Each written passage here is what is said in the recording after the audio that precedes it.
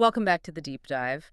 Our mission here is, well, it's pretty simple, really. We take a complex stack of source material, we strip away all the excess, and we just give you the essential distilled knowledge. And those surprising insights that, genuinely stick with you long after the conversation is over. Exactly. So today we are plunging into a really uh, dense narrative. It explores the limits of loyalty, the intensity of immediate commitment. And really the ultimate emotional calculus of living your life when you're under a very rigid deadline. Yeah, and this deep dive focuses on four interconnected individuals: Maggie, Ridge, Sydney, and Jake.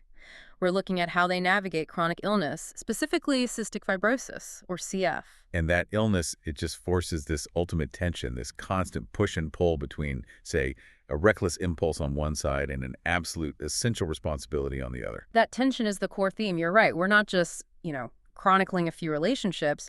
We are analyzing how these extreme circumstances force people into making radical, life-altering commitments. So to orient you, we have two central romantic pairings that sort of kick this whole process off. Exactly. On one side, you have Ridge.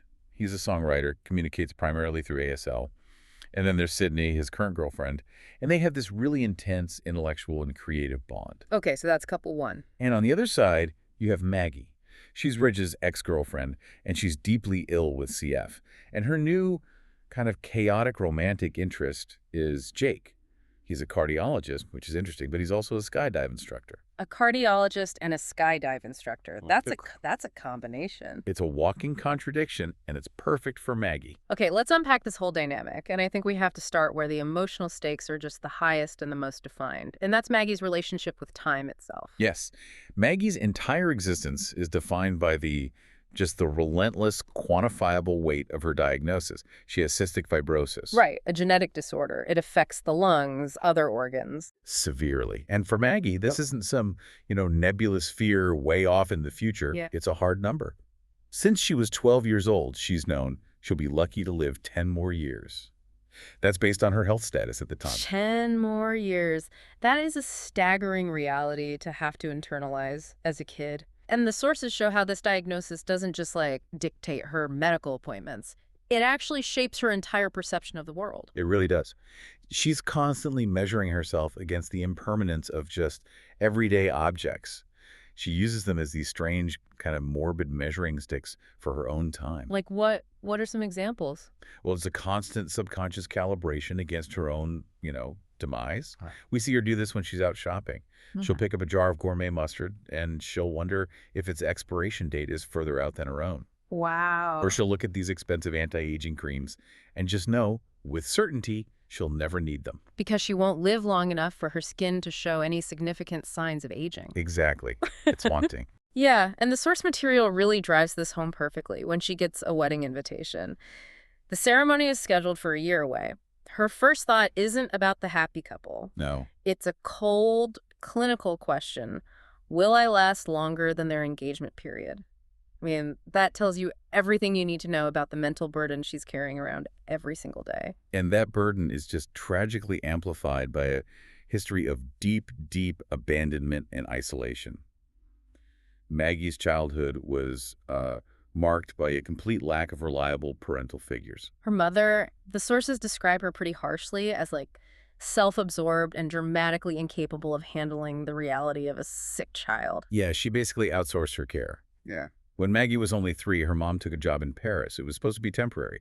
The excuse was that the move was too difficult and too cold for Maggie. So she just left her with her grandparents. She did. But that temporary job became permanent. And the real psychological wound, the core one, happened when Maggie was 9. What happened then? She overheard her grandmother, who was worried about her own mortality, urging Maggie's mother to come back to the States. Okay. And the mother's reply was just utterly brutal.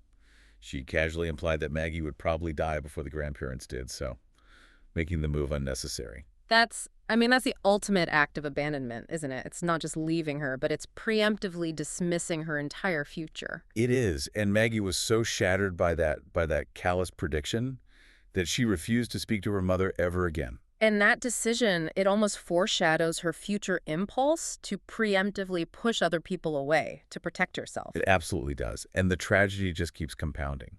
Her mother died just 5 years later at age 14 from a massive heart attack on a train. So they never reconciled. Never. Then, 2 years after that, her beloved grandmother died. And most recently, her last reliable caregiver, her grandfather, passed away after a battle with pneumonia. He was in hospice. And the isolation that comes with CF, it's relentless. The risk of infection is so critical she couldn't even visit her own grandfather in hospice to say a final goodbye. So the only two people left in that support vacuum were Ridge, her ex-boyfriend, and his roommate, Warren. Wow. This chain of loss, it really is the psychological foundation for Maggie's central conflict, right? This deep-seated fear of becoming a burden to anyone else. Exactly. She has seen what happens when people are burdened by her illness. They leave or they die. And this trauma, it directly fuels her philosophy of life. Which is what? Impulsivity Yeah. as a necessary defense mechanism. Okay, so that brings us to her famous bucket list and that life-altering skydive. This is after her breakup with Ridge, which she felt intensely guilty about. Right. She felt compelled to maximize her remaining time.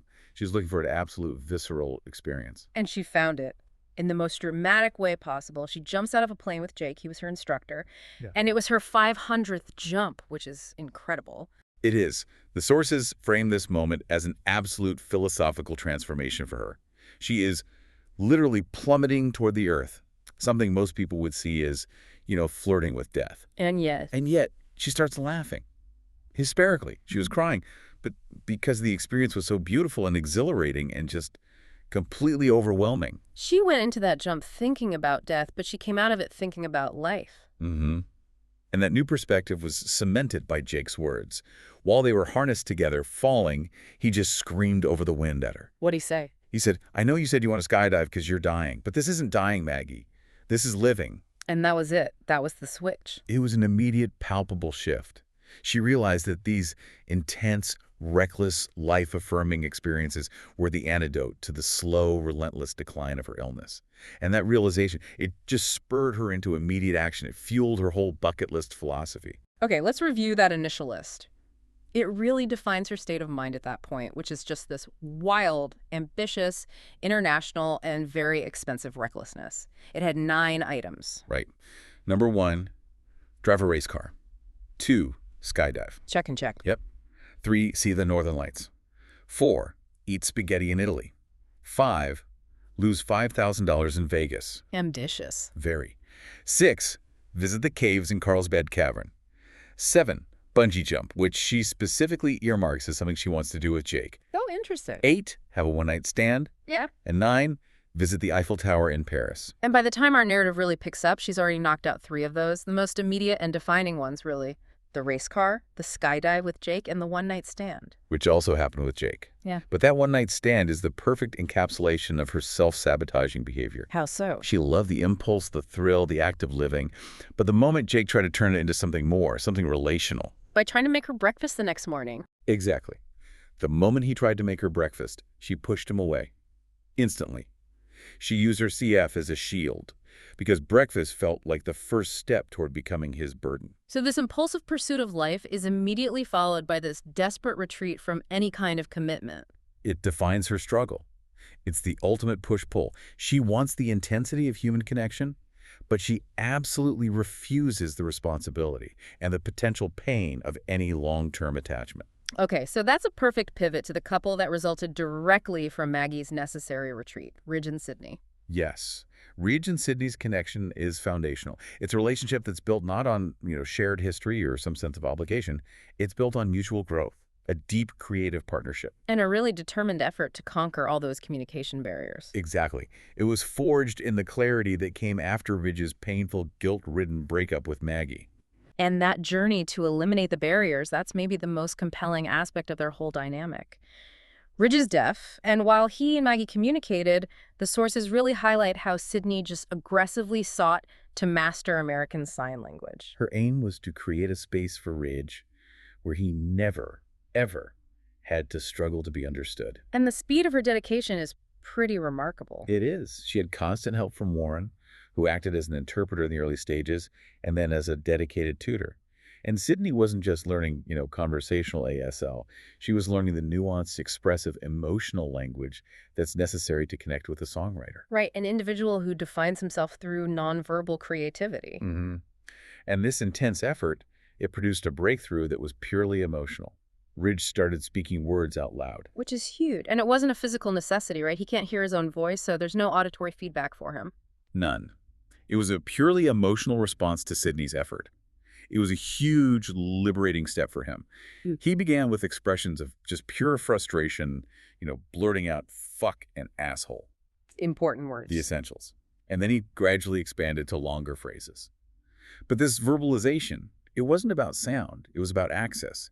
It showed he felt safe enough in Sydney's presence to even attempt a form of communication that was traditionally closed off to him. And the motivation for this is key. He tells Sydney exactly why he made this transition, and it's really the definition of finding liberation in a relationship. He says, with you, I forget the one thing that defines me to everyone else. With you, I'm just me. That one statement just encapsulates their entire dynamic. It really does. Yeah. Maggie's presence, in a way, defined Ridge by his responsibility to her illness. But Sydney's presence defines Ridge by his identity outside his deafness. She helped him redefine himself. And this deep emotional bond, it's expressed so beautifully through their creative partnership. The sources detail their intense collaboration on music. They're co-writing songs that reflect their whole journey and connection. Yeah, we see this reflected in songs like Set Me Free, which uses this powerful imagery of liberation. What are some of the lyrics? Things like, shook the dust right off me, locked up tight, you found the key, and now I see. Ain't no place I'd rather be, I got you and you got me, you set me free. It's all about mutual discovery. And the freedom you find in absolute trust. Right. And they also have a very intimate piece that's written entirely about the simple, everyday familiarity they share. That comfort in just recognizing the small things. Like the same smile, same laugh. Exactly. The lyrics focus on that repetitive beauty of routine. Same smile, same laugh. I'll never get enough of that. So this partnership, it's not fleeting. It's a structural necessity for both of them. Ridge recognizes this. And he formalizes their commitment to this shared creative life by gifting Sydney a keyboard or a piano. And it's not just a romantic gesture. It's a tangible investment in their sustained musical future together. It proves that he sees their partnership extending indefinitely. But despite this deep emotional and creative commitment, Sydney's facing a very practical hurdle, her academic future, and the daunting financial implications of it. Right. She's starting music education, but she's seriously thinking about switching her major. To something more specialized and less immediately profitable. Psychology, counseling, music therapy. All of which are deeply complicated choices because of the financial struggle they represent. Switching now means starting over. It means committing to maybe 5 more years of schooling, including a master's or even a doctorate. And she knows the financial implications of that long, drawn-out process are huge. Yeah, and at the root of her fear is the very same anxiety that plagues Maggie. The fear of becoming a burden? The fear of becoming a burden. Sydney worries that if she pursues her passion and commits to years of financially struggling through her education, she will become a burden on Ridge. She won't be able to contribute to bills or support their combined life. But Ridge's response is the absolute perfect counterpoint to Maggie's abandonment trauma. He just dismantles that fear immediately. He does. He prioritizes her passion and her fulfillment over any amount of money or time. This philosophy is so essential to understanding their relationship. He tells her, what is it? We don't need much to get by. Right. He says, I think it's more important that you do what your heart is telling you to do. As long as you're doing what you really want to do, I'll do whatever I need in order to help you see it through to the end. It's just total, unconditional support. Whether that takes the quick route with a teaching degree or 10 years to earn a doctoral degree in music therapy, Ridge is signaling unconditional financial and emotional commitment. He is explicitly stating, you are not a burden. Your happiness is worth more than any financial strain. And that profound security is what makes their relationship so stable. It's a sharp contrast to the chaos that Maggie and Jake are living in. That distinction, the contrast between a relationship defined by stability and one defined by imminent tragedy, that's what we need to dive into next. Specifically, looking at Jake's background and Ridge's complicated, ongoing loyalty to Maggie. Okay, so Jake. He's a fascinating study in contrasts. He's a cardiologist, a specialty focused on the heart, but also the meticulous long-term health of this crucial organ. And yet, he embraces the reckless thrill of skydiving. Right, and he brings his own baggage. A 12-year relationship with his ex-fiancée, Chrissy. She's an oncologist, and she's the mother of his 11-year-old son, Justice. 12 years. That's a lifetime of commitment starting back in high school.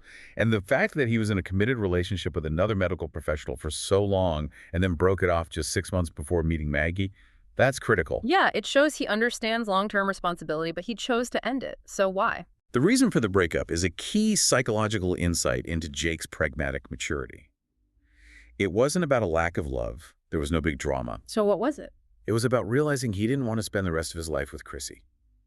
He articulated his choice as deciding which regret would be the greater weight. Okay, what were the two options? Regretting ending a good, stable relationship, or regretting not ending it, which would prevent Chrissy from finding a truly great partner. That's astonishingly mature. He chose the smaller regret of temporary pain for the sake of long-term mutual happiness, even if it meant sacrificing a decade-long partnership. It highlights his core belief. Commitment must be absolute, not just habitual. And despite the separation, his responsibility to his son is absolute. Completely. Justice, his 11-year-old, remains his top priority. Jake makes sure the co-parenting arrangement is completely flexible, based entirely on Justice's terms. Justice just goes back and forth between houses as he pleases. Which Jake believes eased the transition significantly. Right. Everything else, his high-risk hobbies, his demanding job, even dating Maggie, it all comes second to Justice. So we have a man who is intensely responsible, has a deep history of commitment, and is highly pragmatic, and yet he is drawn to Maggie. Who embodies the complete opposite. Reckless impulse and a profound rejection of long-term commitment. And this tension, it immediately creates friction with Ridge. Ridge's commitment to Maggie is based entirely on responsibility and loyalty and their shared history. He and Warren, they function as her essential medical support system. A reality that didn't just stop because their romantic relationship did? Not at all. The sources confirmed this specific non-negotiable routine. When Maggie gets severely ill, Ridge, and often Warren, they're the ones who drop everything, make sure she gets home safely, pick up her prescriptions, and settle her in for treatment. And this role just solidified after her grandfather passed away, leaving them as her only reliable emergency contacts. Which creates intense and, frankly, justified tension with Sydney. The physical and emotional intimacy that's required for that kind of caretaking, even when it's platonic, is inherently uncomfortable for the new partner. And this all came to a head with the Instagram post incident. Yeah. Maggie posted a photo of Ridge asleep in her bed, presumably after a caretaking overnight, and the caption was provocative. Haven't missed his snoring. Exactly. And while, maybe she meant it to be funny or just to acknowledge his presence, for Sydney, it was a profound invasion. It was a blurring of lines she thought had been drawn very clearly. So she reacted. Immediately and intensely. She texted Ridge, called him a hypocritical tool, and expressed how violated she felt after being so accommodating about his ongoing role in Maggie's life. And crucially, Ridge didn't get defensive. He didn't try to minimize her feelings. No, he immediately apologized. He recognized that he'd been careless with her trust. He was quick and clear in his clarification. He told her, I do worry about her, and I care about her. But I am not in love with her, Sydney. I'm in love with you. And that reaffirmation was crucial to stabilizing their relationship amid all the chaos. Meanwhile, Maggie's entire struggle with Jake is rooted in her fear of that exact caretaking role. Her history of abandonment makes her terrified of becoming dependent. So she constantly pushes Jake away, using her illness as both a weapon and a shield. She throws down the ultimate deadline. I'll be dead in a few years, Jake. And the ultimate fear. I don't want to become someone's burden. She basically tried to end things the morning after their one-night stand because Jake, trying to make her breakfast, symbolized the start of a domestic, responsible partnership. The exact path that leads to him becoming her inevitable emergency contact. Her self-sabotage is calculated. She seeks the thrill of life with him, but then she tries to end it before the inevitable pain of her illness and death can affect him. But Jake, being a cardiologist, he sees right through this. He does. He understands she's not running because she dislikes him. She's running because she senses a truly profound, high-stakes connection with him. And she fears that her eventual absence would completely kill them. Right. And this is the crux of the emotional analysis. Maggie believes she has a moral obligation to protect Jake from the pain of mourning her. He, on the other hand, believes he has a right to choose that pain, if it means experiencing that profound connection, however short-lived it might be. It's the highest form of romantic conflict. She is trying to protect him from the very thing he wants most, which is the chance to fully live and be fully committed even with a ticking clock. This intense emotional conflict couldn't be sustained, though. It was shattered by a medical crisis that forced everyone to face the logistical reality of Maggie's illness. That's right. Maggie was admitted to the hospital, but in a moment of desperate impulsivity, she attempted to leave AMA against medical advice. Why? Because the rigidity of the hospital, it felt like death to her. And she needed to feel like the original Maggie, the one who was actively chasing her bucket list. So Ridge and Warren had to intervene to stop her from leaving. They did. And this time, Ridge's reaction was not gentle. He was furious, specifically because her recklessness was directly jeopardizing her very precarious health. We should probably explain why this kind of recklessness is so dangerous in the context of CF. We should. It goes beyond just the general fragility of her lungs. CF patients often have related conditions, like CF-related diabetes. Monitoring her blood sugar is absolutely critical. And using her vest, that high-frequency chest wall oscillation device. It's non-negotiable. It's designed to help clear mucus from the lungs. Skipping those treatments accelerates lung damage and increases the risk of severe, irreversible infection. And Ridge understood the severe consequences of her actions. He did. And in that moment of intense fear and frustration, he signed, using this brutal, tough love, that she was being selfish and that she was a burden if she didn't care for herself. Because her illness wasn't just her own, it affected everyone who loved and relied on her. Exactly. And that moment of brutal honesty coming from Ridge, the loyalist, it was a wake-up call. It forced Sydney to finally take the high road. She realized that fighting Maggie or being jealous was pointless. The threat wasn't Maggie. The threat was the illness itself. Right. So Sydney made a very conscious decision. She visited Maggie in the hospital without Ridge's knowledge, specifically to offer support. She chose to embrace the reality of the situation. And she convinced Maggie that the entire circle of friends, including Ridge, was willing to share the emotional burden, but only if Maggie embraced the responsibility of her own care. It wasn't passive acceptance. It was an act of aggressive empathy. Sydney realized that Maggie wasn't trying to steal Ridge away. Maggie was just trying to survive. And in doing so, she occasionally clung to the only permanent safety net she had ever known.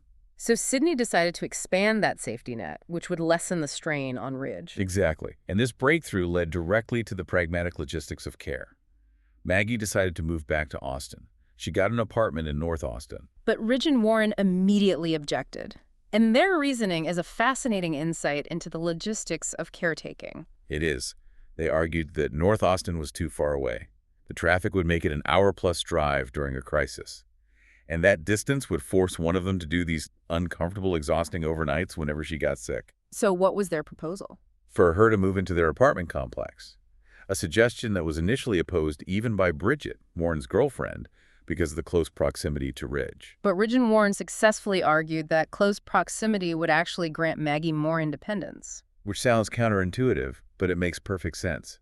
If she lives close by, they can check on her hourly, make sure treatments are managed, prescriptions are taken, and they can do all that without having to stay the night. Which allows Maggie to maintain her private space, her independence, and her dignity while still getting immediate, reliable care. It was a perfect, pragmatic compromise. So with the logistics of life now fully accepted, Sydney then helped Maggie transform her dreams to match her new reality. Yeah, she took Maggie's original, reckless, physically demanding, international bucket list and converted it into something achievable, immediate, and localized. It was ingenious, seeing the northern lights, which would require a long, dangerous flight. Became seeing the Marfa lights in West Texas. Visiting Carlsbad Cavern became a short trip to Inner Space Cavern in Georgetown. Eating spaghetti in Italy became getting spaghetti to go and eating it near the town of Italy, Texas. I love that one. And losing $5,000 in Vegas. Was responsibly scaled down to losing a responsible $50 at the Oklahoma casinos,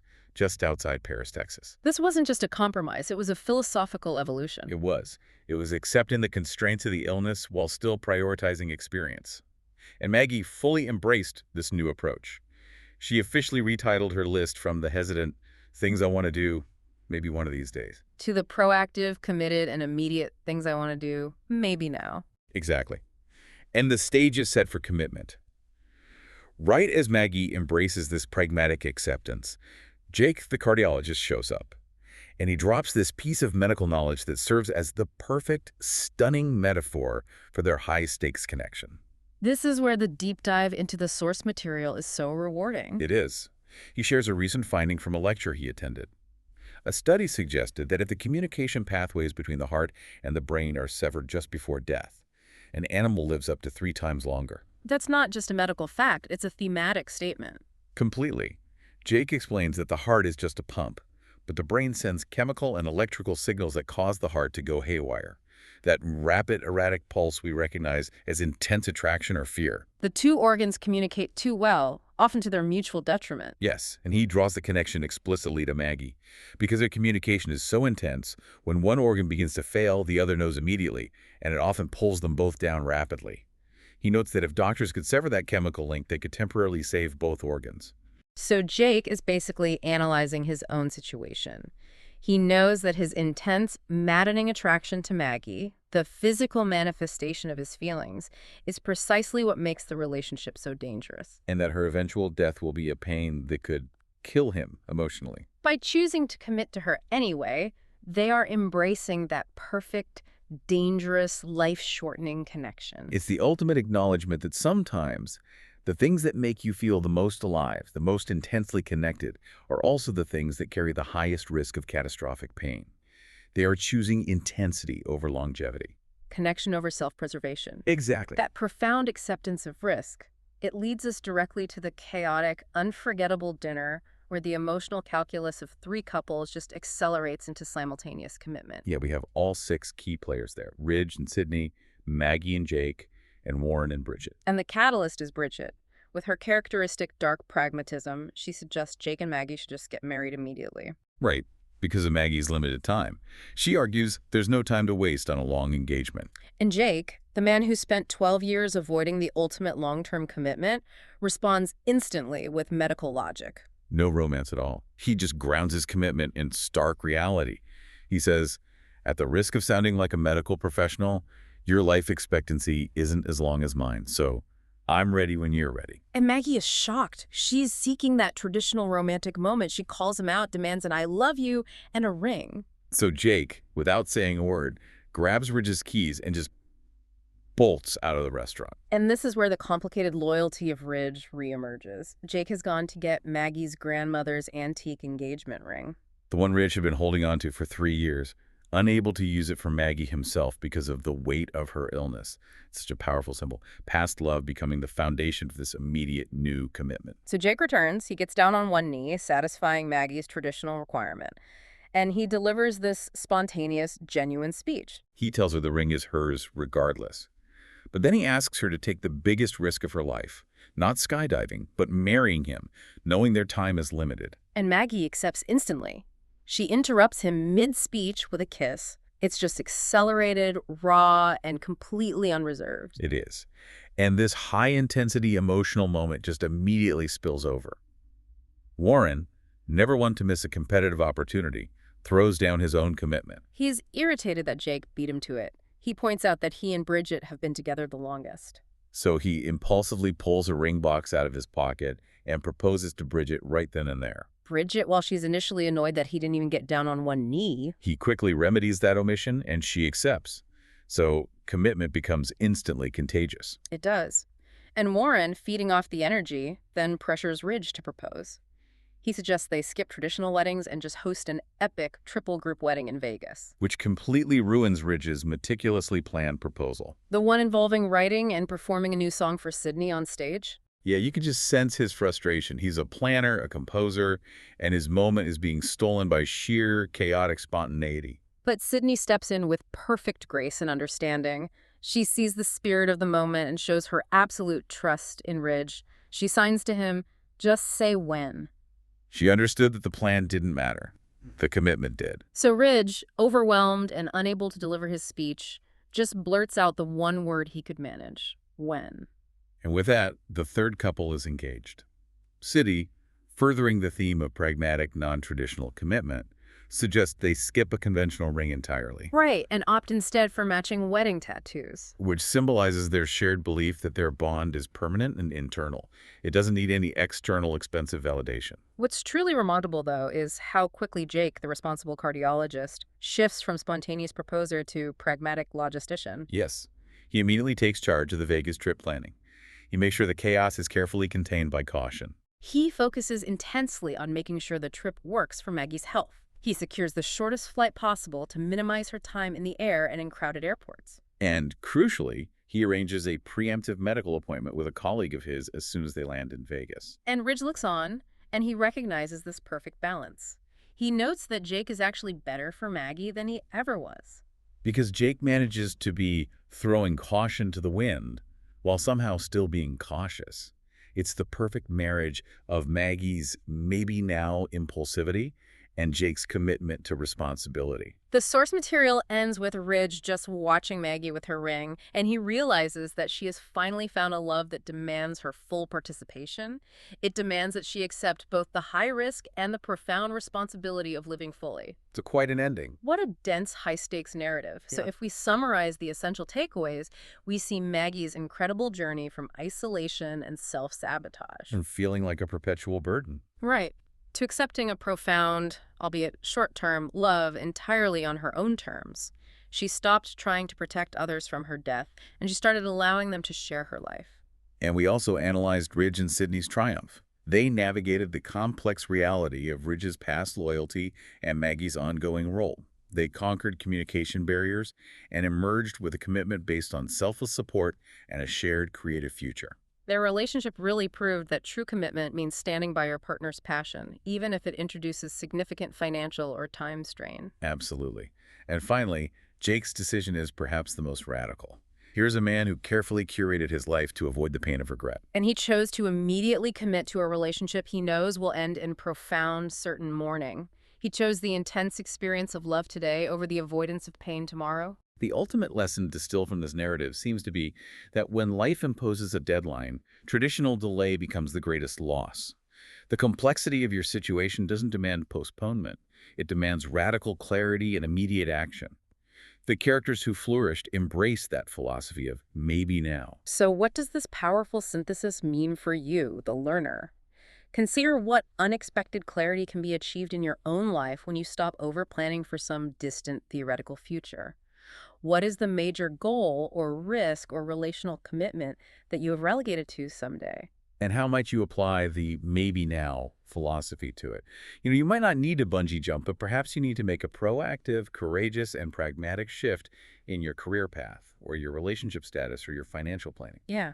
What small, modified, attainable item on your own internal bucket list can you make a reality today, accepting both the risk and the immediate joy that it brings? Shifting that title from maybe one day to maybe now, that's the action step. It's the difference between merely existing and truly intensely living. Excellent point. That's a powerful thought to conclude our deep dive into this complex material. That's all the time we have for this deep dive. Join us next time for more essential knowledge extracted just for you.